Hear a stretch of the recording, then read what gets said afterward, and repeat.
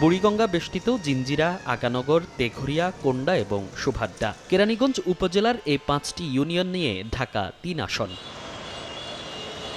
মিশ্র অর্থনীতির এ অঞ্চলে আছে যেমন গ্রামীণ পেশা, আছে আধুনিক ব্যবসা, শিল্প ও সেবা খাতের সম্ভাবনাও।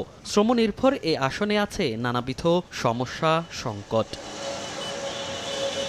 এখানকার প্রধান সমস্যা গ্যাসের অপ্রতুলতা। পাইপলাইন থাকার পরও সিলিন্ডারের গ্যাসেই নিত্যদিনের ভরসা।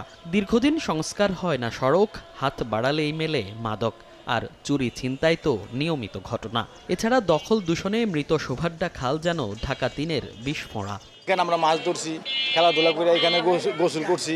এই মার্কেটটা বহুত বছর ধরে ময়লা আবর্জনা ফেলাইয়া এটার একবারে হয়ে গেছে, বিলুপ্ত হয়ে গেছে। আমাদের এই কেরানীগঞ্জে তো গ্যাসের একটা বিরাট সমস্যা। ম্যাক্স দেশের সবচেয়ে শক্তিশালী 52.5 এন গ্রেডের পিসিসি সিমেন্ট। আসন্ন ত্রয়োদশ জাতীয় সংসদ নির্বাচন ঘিরে প্রত্যাশা বাড়ছে এ আসনের ভোটারদের। শুধু আশ্বাস নয়, বাস্তবায়ন দেখতে চান তারা।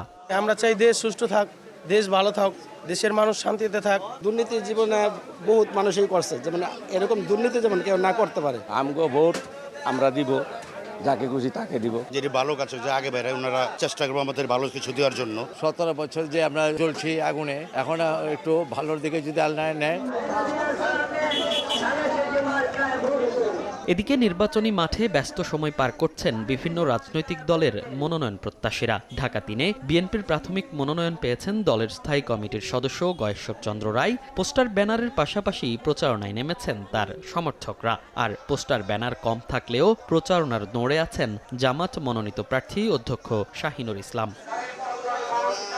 ভোটারদের কথা শুনছেন প্রার্থীরা, দিচ্ছেন নানা আশ্বাসও। সংস্কারের পাশাপাশি স্থায়ী আজকে এই বছর করলাম কালকেই করতে এমনটা না, এমন কাজ আমরা ইনশাল্লাহ করব যাতে করে 10 বছর আর হাত দিতে না হয়। যে আল্লাহ যদি সুযোগ দেয়, জনগণ যদি আমাদের রাষ্ট্র পর্যন্ত সহযোগিতা করে, আমরা 1 মাসের মধ্যে ইনশাল্লাহ এই দেশ থেকে মাদক দূর করব। যুব সমাজকে নতুন করে ঢেলে সাজানো, গ্যাসের সমস্যার সমাধান, আমাদের স্বাস্থ্য ব্যবস্থাকে নিশ্চিতকরণ, নারীদের ক্ষমতায়ন, সর্বোচ্চ ব্যবস্থা গ্রহণ করব। শিক্ষা, স্বাস্থ্য, অর্থনীতি সহ সব খাতই ঢেলে সাজানোর প্রতিশ্রুতি দিচ্ছেন মনোনয়ন প্রত্যাশীরা। প্রচারণায় কিছু অভিযোগ থাকলেও নির্বাচিত হলে রাজনৈতিক সহাবস্থান বজায় রেখে কাজ করার প্রত্যাশা তাদের।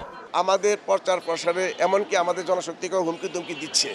দাদাকে আমরা দৃষ্টি আকর্ষণ করেছি, তারপরে দাদা কোনো বড় পদক্ষেপ নিচ্ছে বলে মনে হয় না। আমাদের ঢাকা 3-এর যে জনগণ ইনশাল্লাহ আমি মনে করি ব্যালটের মাধ্যমে তার জবাব দেবে। আমরা বিশ্বাস করি গণতান্ত্রিক ধারার মাধ্যমে জনগণের রায়ের মাধ্যমে ধানের শীষের বিজয় নিশ্চিত হবে। আমরা নির্বাচিত হই না কেন, দেশ গড়ার ক্ষেত্রে আমরা সকলে একসাথে মিলে কাজ করব।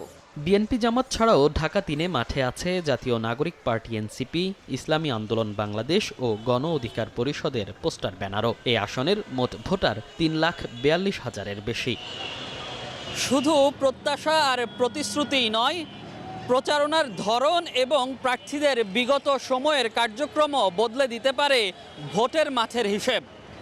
চতুর্মুখী সমস্যায় জর্জরিত ঢাকার এই আসনের দায়িত্বভার ভোটাররা কার উপর দেন তার জন্য অপেক্ষা করতে হবে ভোটের দিন পর্যন্ত। যদিও ভোটাররা বলছেন নিজেদের মূল্যবান ভোট দিয়ে তারা কোনো শাসক নয়, সেবক নির্বাচন করতে চান। ঢাকার 3 আসন থেকে মনির হোসাইন, সময় সংবাদ।